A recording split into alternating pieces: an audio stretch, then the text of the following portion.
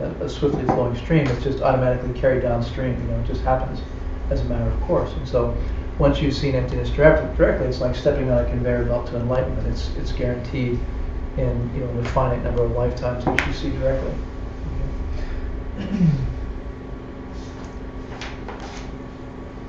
So is one of the things we have to cook, like why that would be guaranteed? Like, is it just like we're so motivated in a way that we could never be,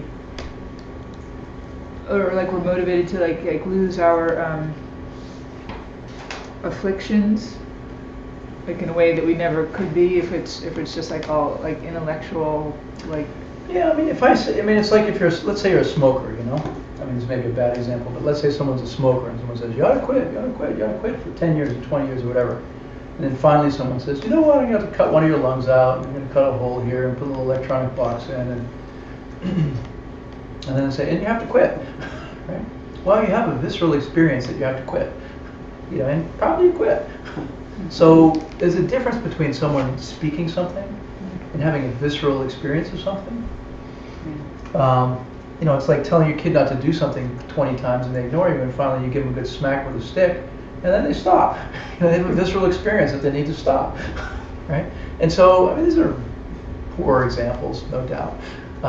But emptiness is the same way. I could talk to you all day long about how tasty chocolate is, and until you taste it, you're not gonna necessarily want it, really.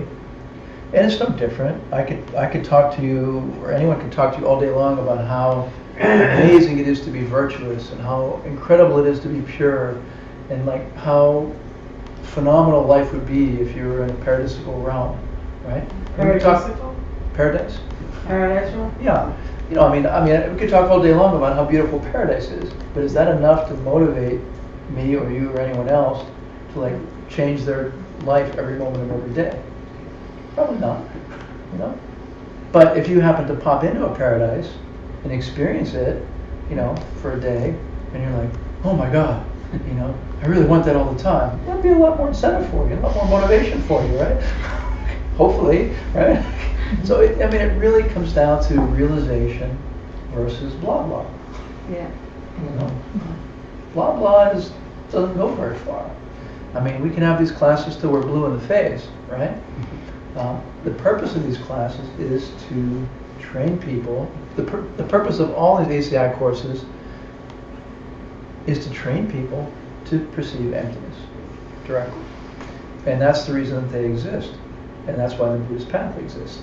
To bring people to experience ultimate reality so that they can end their suffering forever and exist in paradise forever as an enlightened being in nirvana.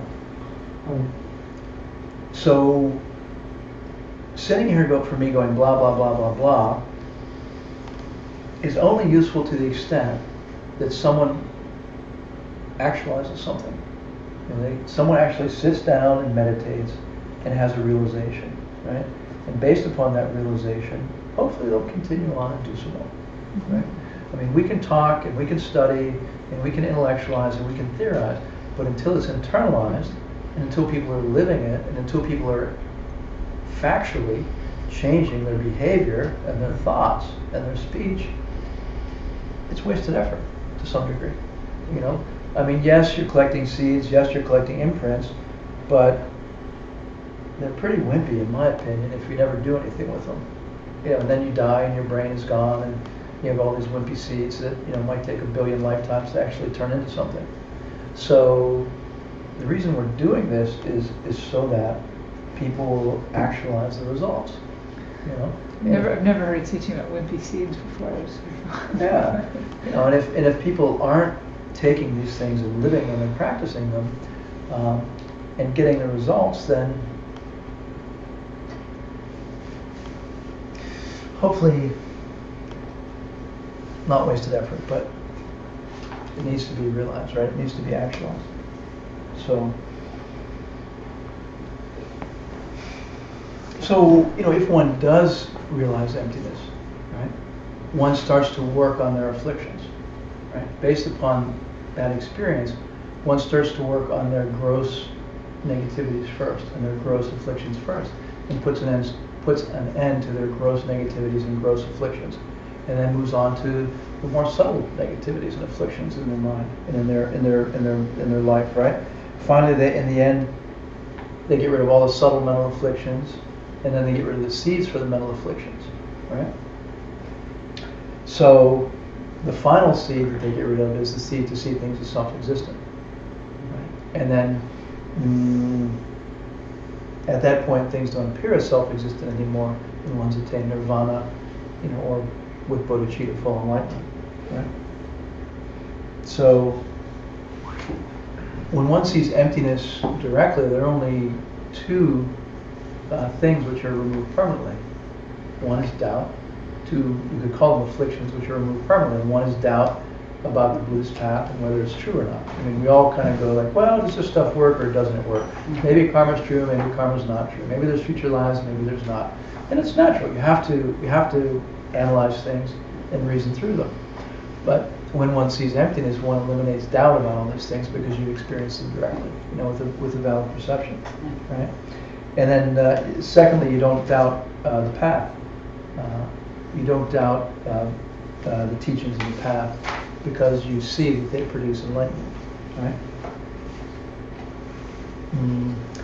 So, sorry, that was the first one. The second is you eliminate your intellectual belief in self-existent things. Like, I really think there's a cup here. I mean, an ordinary mind will say there is a cup here, right? So, and I believe there's a cup here.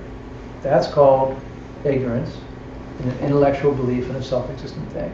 I mentally believe that there is a cup here from its own side. The cup is over here. I mean, look, it's right there. It's in that spot. There's a spot, there's a cup there, end of story, right? No, there's what my mind has constructed and projected here, which I'll call a cup, and that's fine. It's not there from its own side.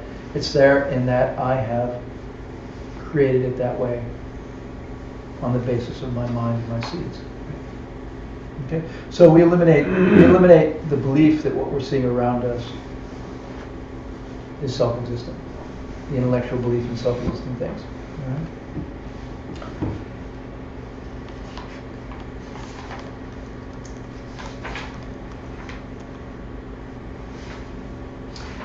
Not sure if there's anything else I want to cover from homework.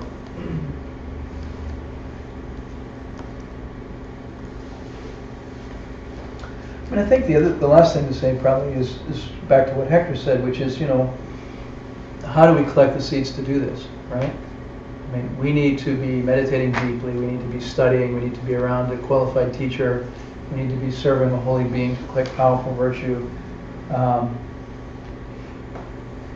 authentic lineage. How do we get those things, right?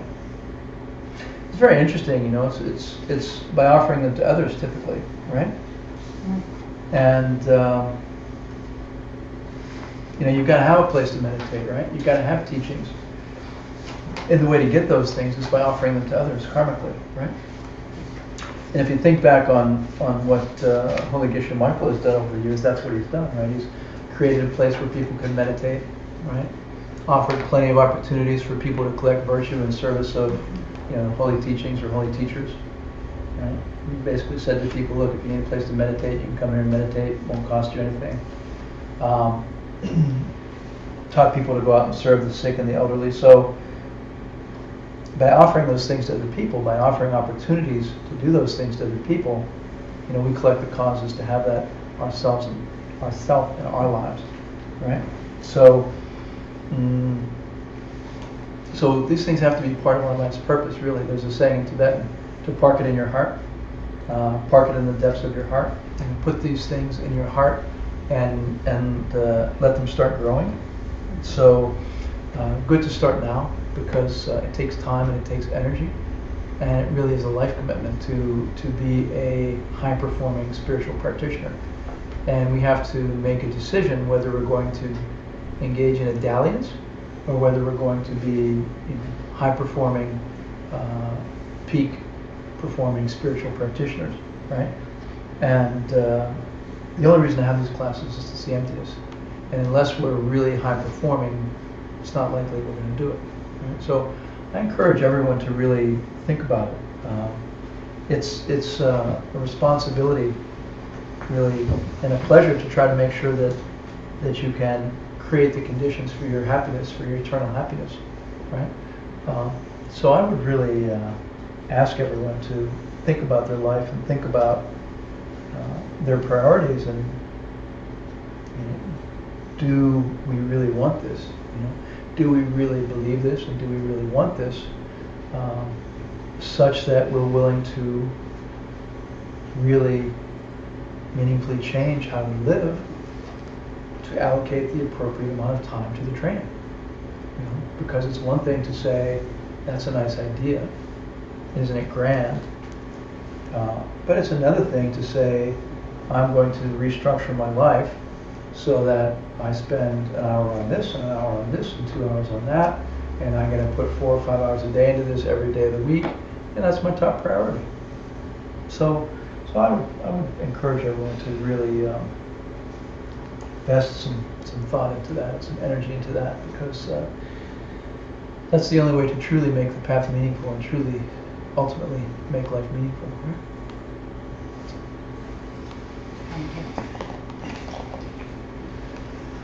So she bugi jishin metocha Rira bling shi nyinde gempadi Sange shindu mite buargi Drogu namda shinla tuparsho Hidam Guru Ratnamandala Kam Ninyatayami Gawadi Gawokun Sunam Yashe Dzog Dzog Shin Sunam Yashe Lejun Hui Dampa Guni Dopar Show.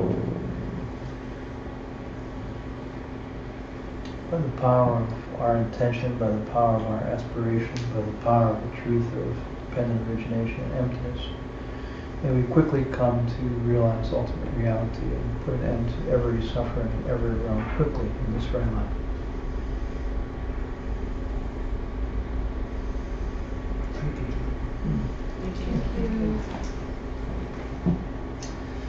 Thank you all very much. Next week we are on to Bodhisattva vows. 3 weeks. 3 weeks, sorry.